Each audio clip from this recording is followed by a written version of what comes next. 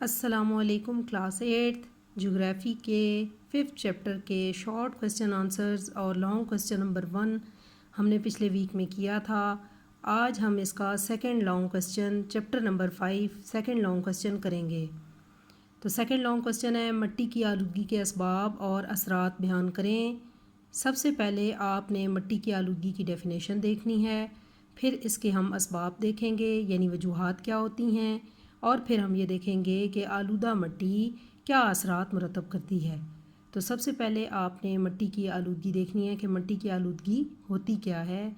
مٹی کی طبعی اور کیمیائی ترکیب میں ناموافق تبدیلی جو زمینی حیات پر منفی اثرات مرتب کرنے کا باعث بنے مٹی کی آلودگی کہلاتی ہے۔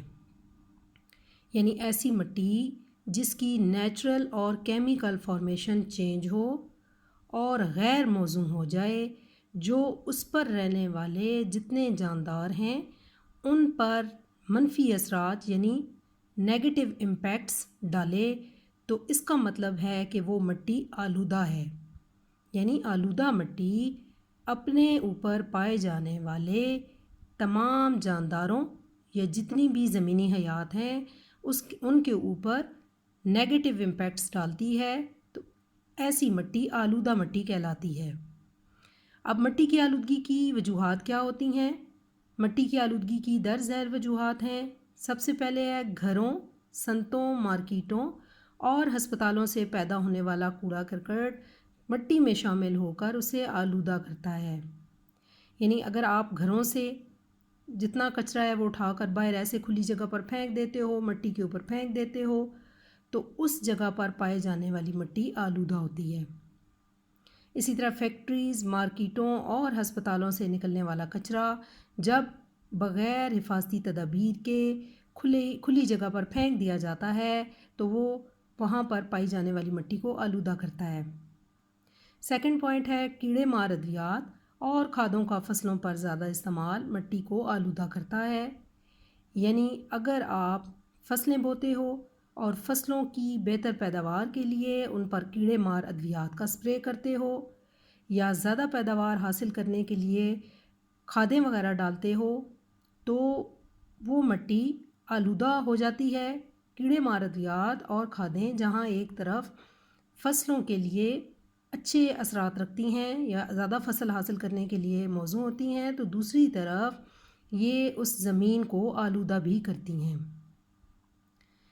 تھرڈ پوائنٹ ہے جنگلات کا کٹاؤ، کان کنی یعنی مائننگ، کوڑا کرکٹ کو آگ لگانا یعنی کچرے کو آگ لگانا، سڑکوں اور عمارتوں کی تعمیر کے لیے منصوبہ بندی کا نہ ہونا، آئل ریفائنری یعنی تیل صاف کرنے والے جو کارخانے ہیں ان سے نکلنے والا فالتو مواد، یہ وہ تمام عوامل ہیں جو مٹی کی آلودگی کا سبب بنتے ہیں۔ جنگلات جب آپ ضرورت سے زیادہ کاٹو گے تو زمین کو بھی آلودہ کرے گا، ماحول کو گندا کرے گا۔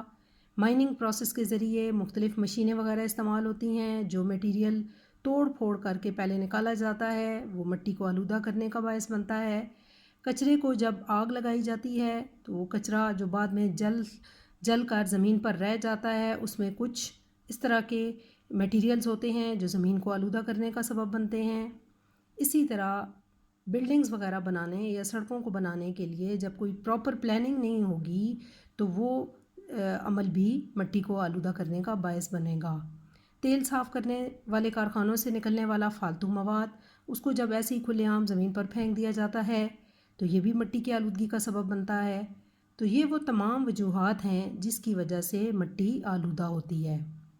اب ہم نے یہ دیکھنا ہے کہ مٹی کی آلودگی سے کیا اثرات مرتب ہوتے ہیں۔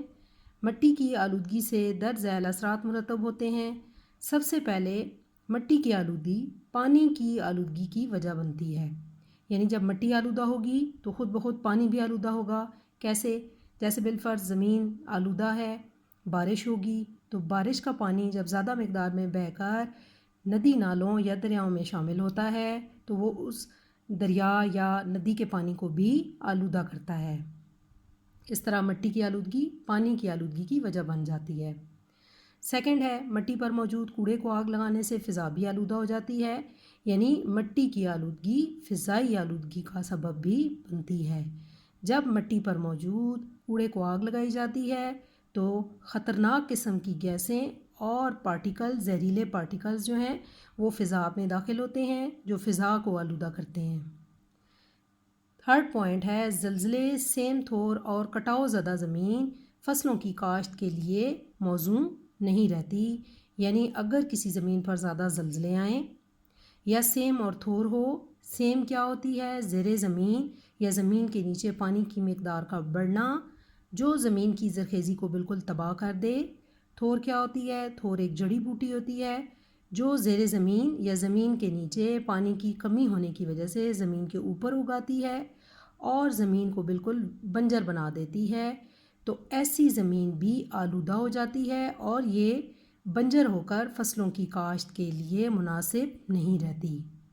تو آج ہم نے چیپٹر نمبر 5 کا لانگ کوسچن نمبر 2 مٹی کی آلودگی کے اسباب اور اثرات یہ پڑھا ہے۔ آپ نے اس کو اچھے طریقے سے لرن کرنا ہے اور ساتھ کا ساتھ کام کریں گے تو پھر آپ برڈنائز نہیں ہوں گے اور آپ کو یاد بھی اچھا ہوتا جائے گا، اس لیے آپ نے ساتھ کا ساتھ روز کا روز یاد کرتے جانا ہے۔